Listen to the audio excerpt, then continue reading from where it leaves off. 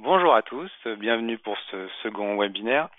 Je me présente, je suis Lionel Lecointe, responsable du service technique chez PL System Unitronics France, et je vais vous faire aujourd'hui une petite introduction à l'utilisation des tables de données et du serveur web. Alors comment ça va se passer? On va rester un tout petit peu dans la présentation là au début, juste pour expliquer le principe à quoi servent les data tables. Après, on passera sur le logiciel de programmation, donc Unilogic, et vous avez toujours ici, vous à droite, n'hésitez pas, la fenêtre pour poser vos questions tout au long de la présentation. Si vous avez besoin de poser vos questions, vous pouvez les poser là et on y reviendra à la fin de la présentation pour y répondre. Voilà, donc on va démarrer. Alors, à quoi servent les tables de données dans l'automate? L'idée, c'est vraiment à chaque fois que vous avez quelque chose que vous aimeriez présenter en tableau, vous avez l'habitude de le voir sous un fichier Excel ou quelque chose comme ça, forcément, on va pouvoir l'intégrer dans une table de données. Par exemple, pour, euh, pour avoir les paramètres des types de pièces qu'on veut rentrer dans la machine. Sur une machine d'embouteillage, par exemple ici, on va pouvoir préparer un tableau en disant pour chaque bouteille qu'on veut passer dans la machine, connaître sa taille, savoir si on veut la boucher, etc. Donc tous les paramètres qui sont propres à chaque type de bouteille, on va pouvoir les renseigner dans cette data table. Autre exemple, si vous avez des étapes qui se répètent avec des paramètres différents, par exemple des paliers de température et de pression sur un banc de test à respecter pendant un certain temps, vous allez aussi pouvoir les mettre dans ce tableau. L'exemple sur lequel on va travailler aujourd'hui, ça va être celui-là, c'est sur du dosage. Imaginons, voilà, on a quatre silos avec des matières premières, et en fonction du produit fini qu'on veut réaliser ce jour-là, ou à ce moment-là, on va sélectionner la recette qui nous intéresse en disant, bah voilà, là j'ai besoin de tant de produits, de tant de quantité de produits dans le silo 1, dans le silo 2, je n'ai pas besoin de ce qu'il y a dans le 3, et puis un petit peu du 4. Donc voilà l'exemple sur lequel on va travailler aujourd'hui. Donc on va passer du côté du logiciel de programmation. Voilà à quoi ça ressemble. Alors, première chose à faire, ça va être de définir le format du tableau, donc savoir dire quelle colonne on a besoin dans ce tableau-là. Ça va se passer ici dans Struct. On va dire qu'on a besoin d'ajouter une nouvelle structure qui correspondrait à notre recette. Et pour chaque recette aurait un nom qui permet de la réutiliser plus facilement. Et ensuite, savoir pour chaque silo la quantité de produit dont on a besoin. Donc on va avoir la quantité pour le silo 1, pour le 2, le 3 et le 4. Donc là, je liste pour chaque recette tout ce que j'ai besoin de savoir comme paramètre. Et ensuite, à partir de ça, je peux aller dans les tables de données et créer mon tableau. Donc là, je dis que j'ai besoin d'un tableau qui s'appellerait recette, basé sur ce que je viens de déclarer. Et ensuite, il ne me reste plus qu'à définir le nombre de lignes, le nombre de recettes que je vais avoir besoin de gérer dans mon application. Bon, allez, là, on va mettre une trentaine. Après, l'intérêt voilà, de ce tableau, c'est que si vous partez sur 30 recettes, le jour où le client vous dit bah, finalement j'en ai besoin de 50, il n'y a pas de souci, il y a juste à venir ici, à mettre 50. Ça ne changera pas le reste du programme. Ce tableau-là, une fois que j'ai déclaré qu'est-ce que j'en fais, je peux par exemple le mettre à l'écran. Donc avec la fonction data table ici, je dis je vais afficher un tableau. Et j'ai juste à renseigner quel tableau je vais afficher ici. Bon bah là j'en connais qu'un. Ce sont mes recettes. Alors on va faire juste un petit peu de design. On va uniformiser un peu la taille des colonnes, y voir un petit peu plus clair.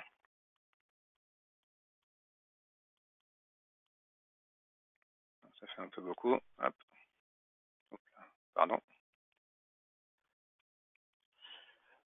Voilà, donc là, rien qu'en faisant ça, je vais pouvoir venir ici sur mon automate, taper sur le bouton Edit et renseigner mes différentes recettes avec les quantités par silo pour chaque recette. Ensuite, qu'est-ce que je vais avoir besoin d'en faire?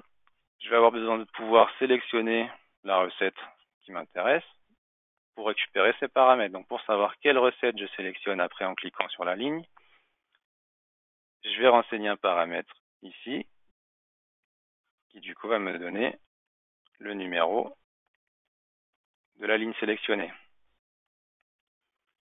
Ça, tout simplement, après je viens dans mon programme ladder. J'ai toutes les fonctions qui me permettent de gérer les étapes de données qui sont ici.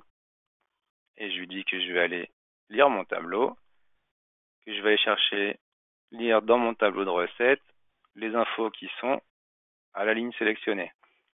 Et je vais récupérer ça dans quelque chose que je vais appeler par exemple recette en cours. Donc on peut imaginer, voilà, je suis ici, je sélectionne ma ligne, je récupère mes infos et je vais m'en servir de ces infos pour les afficher sur une seconde page dans laquelle je pourrais traiter mon cycle. Donc là, on va imaginer rapidement, par exemple, de rafficher les 4 silos avec par silo les quantités de produits demandés. Donc je vais avoir ici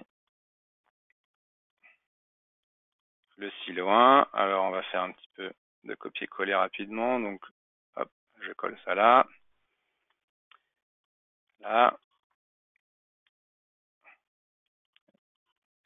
Et un autre là. On va aligner tout ça. On va mettre le même espacement. Et on va centrer un petit peu. Voilà, on va rajouter, pour que ce soit un petit peu plus lisible, la même chose en dessous.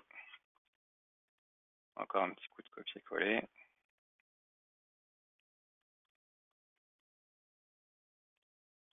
Ici.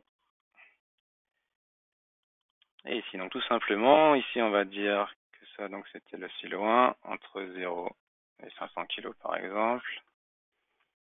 Ici, je vais afficher les infos de ma recette en cours, le contenu du silo 1, toujours pareil. Ici, on va prendre le 2, le 3,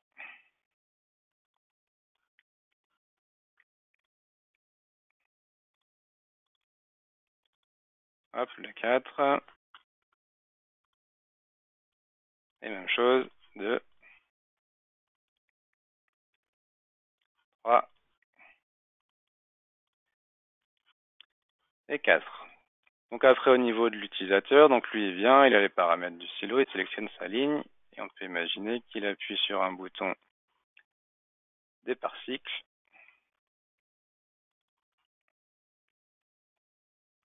qui va lui permettre de démarrer son process avec les paramètres qu'il a sélectionnés. Donc je clique sur départ cycle, je vais à ma page cycle, et quand je suis ici, j'ai un bouton retour qui me permet de changer de recette si nécessaire, par exemple. Je clique sur retour et je retourne à la page d'accueil. Donc voilà comment ça se passe. L'idée, c'est vraiment de dire, j'ai mon tableau avec tous les paramètres, et après je charge les paramètres qui m'intéressent, et je travaille qu'avec une seule page. Si j'ai 50 recettes, je ne fais pas une page par recette. Vraiment, j'ai qu'une seule page, et je vais chercher les infos qui sont dans mon tableau. Donc voilà un petit peu ce que ça peut donner. On va regarder ce que ça donne dans l'automate. On va envoyer le programme.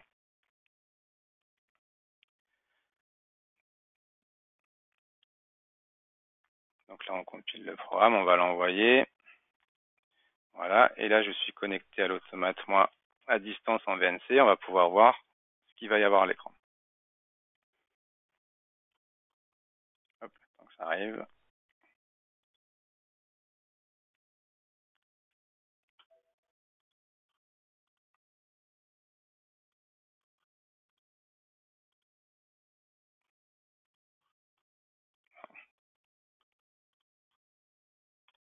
Hop, voilà, c'est mieux comme ça.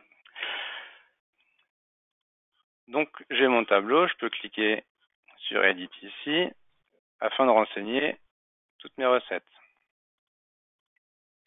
Donc, par exemple, je vais avoir une première R1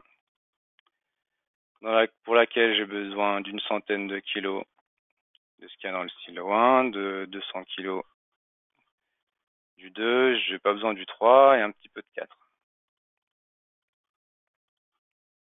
Et une deuxième recette avec différents paramètres où là j'ai besoin, allez là admettons, de 250 kilos de chaque produit.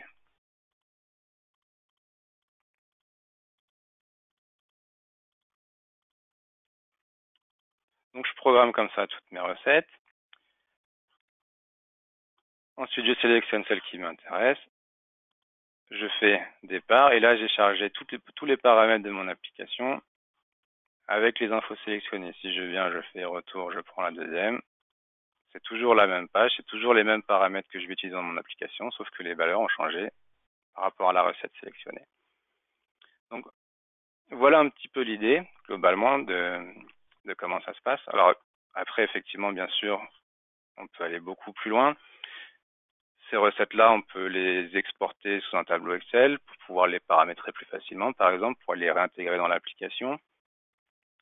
Et on a après toutes les fonctions, donc on ne détaillera pas forcément aujourd'hui, qui permettent de faire des recherches dans ce tableau-là, de copier une ligne dans une autre, d'enregistrer ce tableau-là sur la carte SD pour pouvoir le réimporter, ou même de convertir un fichier CSV en tableau pour l'intégrer dans l'application.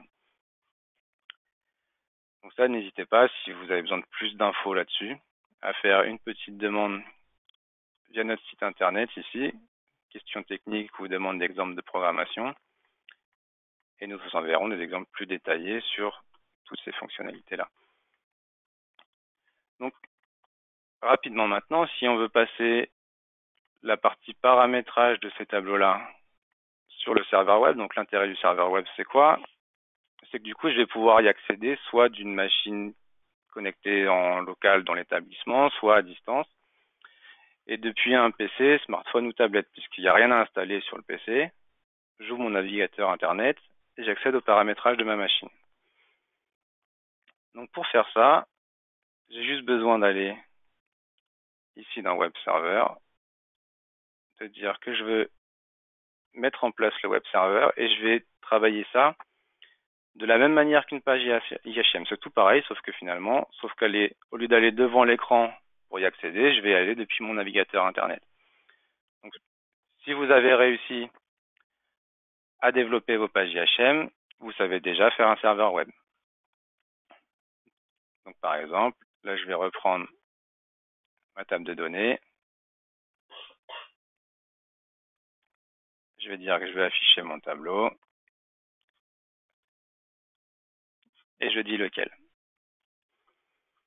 On pourrait imaginer à ce moment-là que l'utilisateur, lui, à l'écran, il n'est plus le droit de paramétrer les recettes, donc on le passe en read-only. Et il n'a même pas besoin non plus de savoir ce qu'il y a comme paramètre. Il a juste besoin d'avoir le nom. Il sélectionne sa recette, il fait départ. Hop, donc ça, qu'est-ce que ça donne comme ça?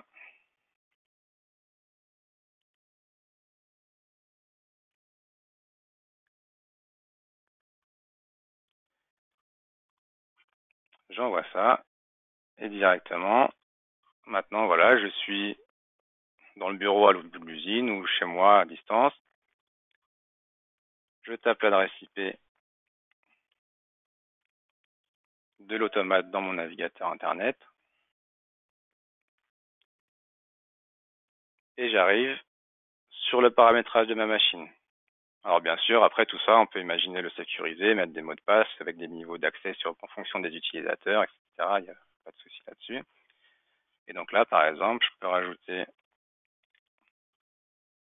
une troisième recette avec encore des paramètres différents.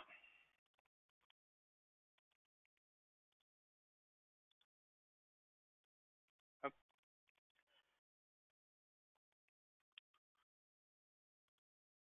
Et l'opérateur qui est devant la machine, lui, il a maintenant la possibilité entre les trois recettes. Il peut prendre celle que je viens de rajouter, faire départ, et on est parti avec les nouveaux paramètres pour une nouvelle production.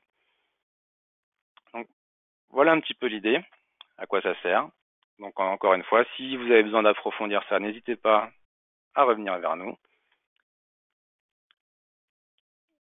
ou à passer sur le site internet pour avoir plus d'infos là-dessus, des exemples plus approfondis.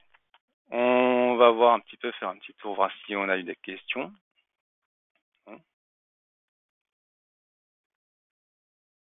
Non, pas spécialement de questions, donc peut-être que tout a été suffisamment clair.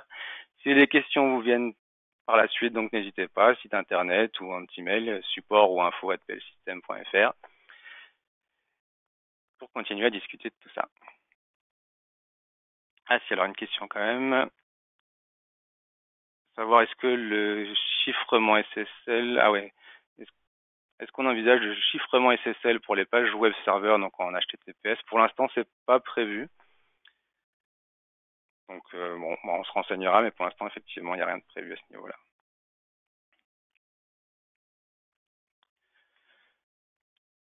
Donc merci à tous pour votre attention et puis à très bientôt pour un nouveau webinaire sur un nouveau sujet.